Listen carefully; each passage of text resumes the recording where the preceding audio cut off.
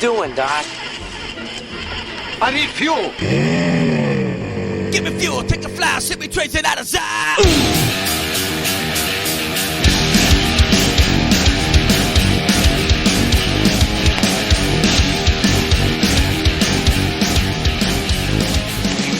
Now, here are your hosts, John Eddie Jr. and Tom Tuttle. Welcome back to Fantasy Fuel on this 4/20/2020. I am your host, Johnny Jr. Tom will not be with me for this episode. He will be, however, later on, of course, with the Back Row Jets show. And just to make the announcement clear, we are doing a live commentary during the NFL draft on Thursday. So stay tuned, twitch.tv/fantasyfuel. We will be there, and we will be talking about every pick in that first round. Going to be amazing. Me and Tom and the network will be our special guest host that evening as well. So please join us for that. It will be fun because football is finally back. We have a draft to talk about. But today, I want to go into a little something we referred to a couple weeks ago. Because this season is going to be a different season. If there's a season at all, and of course we're hoping there will be, it could be a little different. And you would think that there's not a whole lot of other seasons we can look to for any kind of inkling of how it's going to go. But we do. It actually was about 10 years ago, the 2011 NFL Lockout. We have a season's worth of statistics that we can maybe look into as maybe a reminder of how things went, and maybe a little bit of a fortune cookie perhaps on what we could expect, because it's kind of similar. I mean, it's not the same thing. Yes, we're in a pandemic right now. They were in a lockout. But during this pandemic, you can't get together, you can't work out, you can't go over things with your players and your coaches. And basically the same thing happened from March 12th, 2011 to July 25th, 2011. There was a lockout. Players couldn't work out. Players couldn't sign contracts. Players couldn't do a lot of different things. And we went into that season with a lot of questions. And one of those questions was, who's going to be rusty? Offense? Defense? Both? Are people getting acclimated to their new surroundings? It seemed like from the preseason and on, before the season actually started, that maybe it was the offense that was going to sputter and the defense was going to take over. And we just thought, how are we going to score points without players getting to know each other and getting the schemes down? How are they going to do it? Well, it actually was the exact opposite in that 2011 season. And in the first 2 weeks alone, the fans witnessed insane amounts of offense. I mean, insane amounts of offense. There was 14 300-yard passers in week one of that 2011 lockout season. 14 300-yard passers. There was also 5 games in which both quarterbacks eclipsed the 300-yard mark in the same game. 4 QBs threw for more than 400 yards. And that was a week one where Tom Brady crushed Miami with 517 yards passing. Now, okay, week one, nobody knew what was going on. Well, week two, still kind of happened. There was 8 more 300-yard passers, including Cam Newton and Tom Brady eclipsing 400 yards again.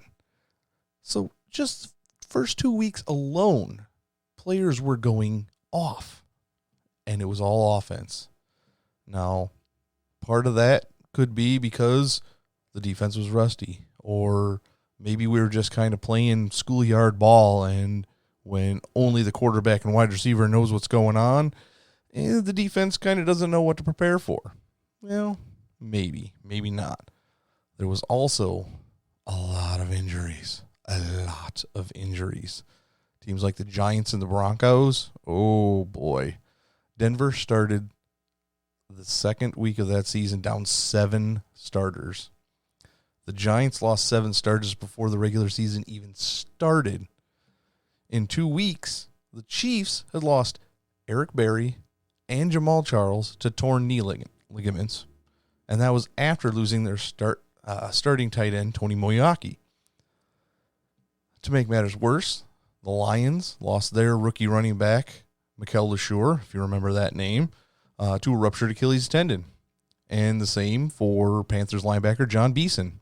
In total, 10 players were done for the season due to Achilles injuries alone, and that was before the regular season started. So that's not good. Less time to prepare probably is going to mean more injuries. So, everybody out there, I know you love drafting. I love drafting too. And for dynasty purposes, it's not going to change a whole lot. But everybody out there that's going to draft regular old standard 1 season and you're done kind of leagues, you might want to hold off for as long as humanly possible this year, because I do believe it is going to be another bad year for injuries, which is going to take a lot of the, it's going to take a lot of the guesswork out of drafting some of these people, because Achilles injuries usually are done for the year. Hamstring injuries, we don't like saying the hamstring word on this show, because when you do, it means something bad. But then there's going to be some ACLs, and there's going to be other nagging injuries, and we don't want nothing to do with those guys. But anyway, we got to look at it. And when you don't have time to prepare and you don't have time to work out, now these guys this year should be working out. I mean, they're all pretty much rich enough to have their own equipment in their own homes, so if they're not working out, then we've got another issue, and that's an issue of commitment. So you find some of these guys maybe coming into the 2020 season with a little bit of weight issues or something of that nature. Oh, well, they don't look like they are as muscular as they were the year before. Maybe they look a little slower. We're going to have to pay attention to that. So there was some other injuries that happened. Peyton Manning had some injuries, and he'd been vocal about his inability to meet with the team doctors because of the lockout. So even if there is something nagging that you want to get taken care of right now in this season, you can't really get in to see some people. So he was sidelined because of the lockout, and being directly correlated to his need to have another surgery, it sidelined him until at least Thanksgiving. Well, freak injuries like what happened to Michael Vick are going to happen. Ruptured Achilles, just insane. Arian Foster had been hobbled and nagging hamstring injury for a month, into that season. So there's going to be a lot of injuries. But if we take injuries aside and we look at the things that happened that year overall, you are going to be amazed at what we see. I am looking right now at the leaders for single season marks. I have the top 17 on my list right here of most yards in a single season. There is 4 from the 2011 season alone. Eli Manning had 4,933 yards that year. Eli Manning. Matthew Stafford had 5,038 yards passing. Tom Brady had 5,235 yards passing. And Drew Brees was 1 yard short. At the time, it was the most, but he is now 1 yard short of the all-time passing yards in a single season. He had 5,476 yards. That is a lot of yards. And if that's going to happen this year, wide receivers and tight ends are going to make an uptick in yards, catches, and touchdowns. Now I'm looking at the top 14 touchdowns passing seasons. Tom Brady had 39 in 2011. Matthew Stafford had 41. Aaron Rodgers had 45, and Drew Brees had 46. Lots and lots of touchdowns. And that is just all in one season. I mean, you look at the rest of the tops of all times. Peyton Manning, 2013. Tom Brady, 2007. Patrick Mahomes, 2018. Peyton Manning, 2004. Dan Marino, 1984. That's the top 5, and they were all from different years. And then next 4 out of 10 were in the same year, 2011, a lockout shortened off season. Now, if that doesn't say it all, let's go ahead and look at receiving statistics. Oh my goodness. Calvin Johnson in 2011, 1,681 yards, 16 touchdowns. We all knew Calvin Johnson is amazing, but holy crap. That's probably not even his best year, but touchdown-wise it was.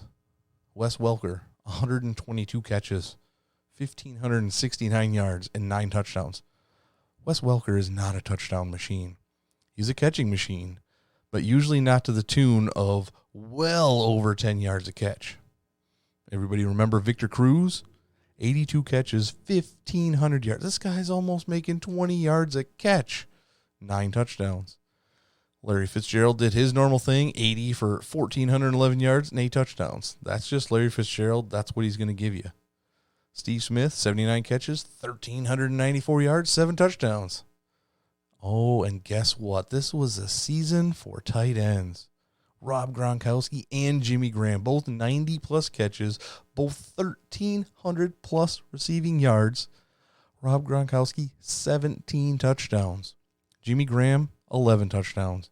If you had either one of those guys on your team in fantasy that year, you were super duper happy. I know I was. I went all in on Jimmy Graham, and I was very satisfied. Roddy White, 100 catches, 1,296 yards, 8 touchdowns. Jordy Nelson, 68 catches, 1,263 yards, but 15 touchdowns.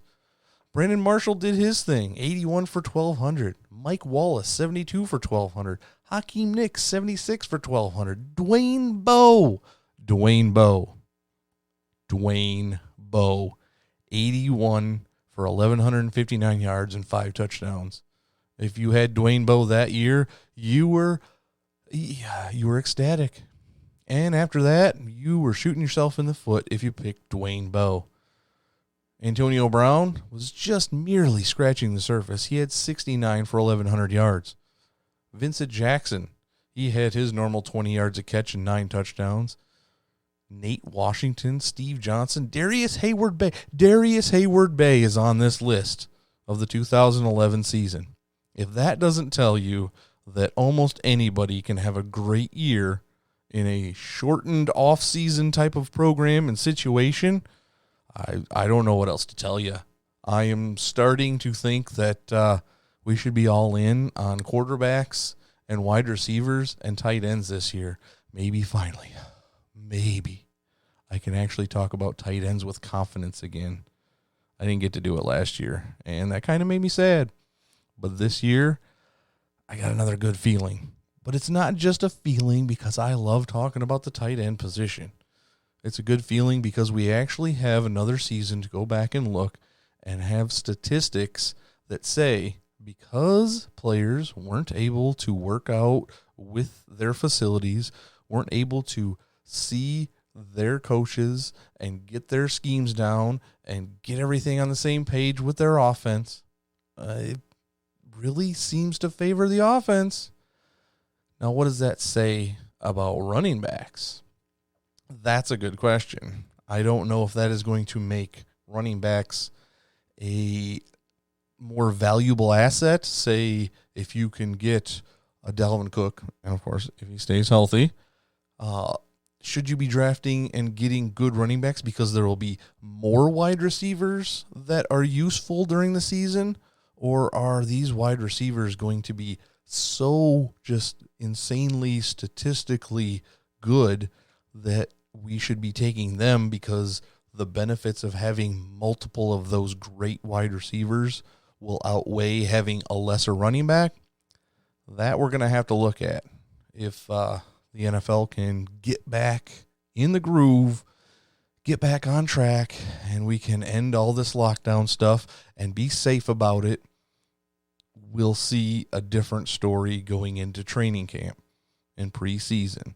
If we can get more time. I mean, the lockout ended in July. Well, August is when the preseason game starts, so there was not much to go on. We've still got a chance to get some time in, get all these free agents acclimated, get all the rookies acclimated, get all the free agent rookies signed, and, there's going to be a few guys out there that, really just kind of hit it with the team and just wow us in preseason. Who knows if they do it in the regular season. But for dynasty purposes, there'll be a few guys that you could snatch up off the waiver wire, but we're not going to know if we can't get them into a camp and get them some reps. And even if it's with the second and third string quarterbacks, we'll still get at least a glimpse of what some of these lesser known rookies and free agent rookies are all about. So I guess that's about going to do it for me. Again, it was just kind of a short episode to get us prepared for the NFL draft on Thursday night. Again, twitch.tv/fantasyfuel. We will be there. We will be live making all of our commentary, mainly fantasy based. What picks are going to affect what teams. Of course, there'll be offense, there'll be defense, there'll be offensive linemen. There'll be maybe a couple of kickers here and there. So we'll have to kind of talk about some IDP values as well, too. So if you're into that, definitely check us out on Thursday. We'll be doing the Back Row Jets show in just a little bit here tonight, again, on Twitch. And don't forget to check out all of the other teams. We've got, 13 or 14, I think, right now. So we're almost halfway there. We've got Steelers just joined us. The Raiders joined us a week and a half or so ago. We got Dolphins, we got Browns, we got Packers, we got Texans, we got Eagles, we got Cowboys, we got a lot. And they're all doing amazing. You should check them all out. Even if you're not 100% fans of those teams, there's a lot of good insights out there. And, of course, don't forget to check out Back Row Fantasy Show. They dive deeper into the IDP and the Dynasty stuff more than Fantasy Fuel does, but we love them just as much. So don't forget to check those guys out. Don't forget to check out some audio dramas if you're into those. The Veiled West, The Veiled Monarch, soon We Be Pirates, and there's a book out there for The Veiled Monarch. If you like fantasy, werewolves, and vampires, and druids, it's a book, The Veiled Monarch. There's a link to it in the show notes. Give it a read. It's an awesome story. Appreciate it. Thanks for listening, and we will talk to you on Thursday.